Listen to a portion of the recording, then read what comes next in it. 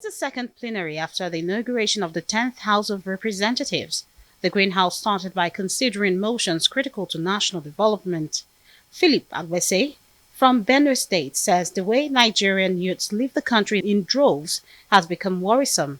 He wants the House to take a decision on it by urging the federal government to promptly look into the issue. I rise to move the motion for a need to declare emigration of young Nigerians abroad, also known as Japa syndrome.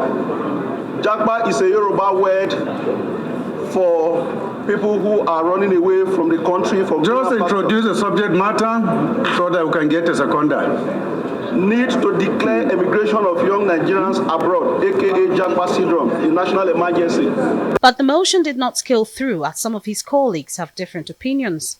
Some lawmakers argue that the word Japa is not appropriate to be used to describe the situation, while some others say the motion is not necessary, as every Nigerian has the right to go in search of a better life if the country cannot offer them one. The word Japa is Ebonics. It is not in the Advanced Learners Dictionary, neither is it in any word in Nigeria or any part of the world.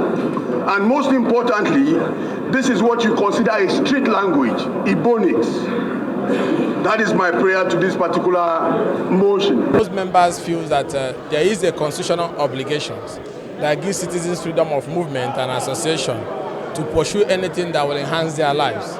Apart from that, there's a provision under the directive principle of state policy that has to do with government protecting lives and properties and making life easy for citizens. If you have not put these things in place, you have not created employment, you have not created jobs, you have not secured lives and properties, you didn't even train them in school, you didn't pay their school fees, and then you now want to make a law or make a resolution that will try to focus on discouraging them not to travel abroad. The foundational reason for travel abroad is it not failure and inability of government? Agbese, however, says he will re-present the motion to the House at a later date after conferring with some of his colleagues. He believes the issue is critical to addressing brain drain problems in the country. I strongly believe that in the days ahead, Parliament will have to revisit.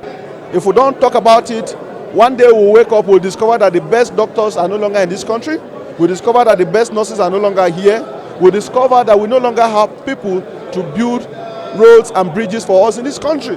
Because these are the very people that are leaving. Our IT experts are leaving. People who are very good in the banking sector are leaving.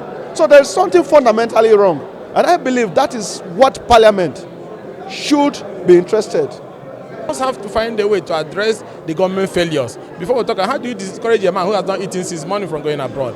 How do you discourage a man who didn't go to school, who wants to find a way to survive from not going abroad? So if you want to tackle the issue of not going abroad, you have to address the remote causes, which is hinged on failure of government to provide basic things of life for the citizen, from education, social security, to economic rights, and so on and so on. So the failure of government is the reason. So even if you move a motion 100 times today, you cannot stop a man that is hungry from jumping even into a ship to go to abroad. The House has now adjourned plenary to the 4th of July to observe a 3-week break.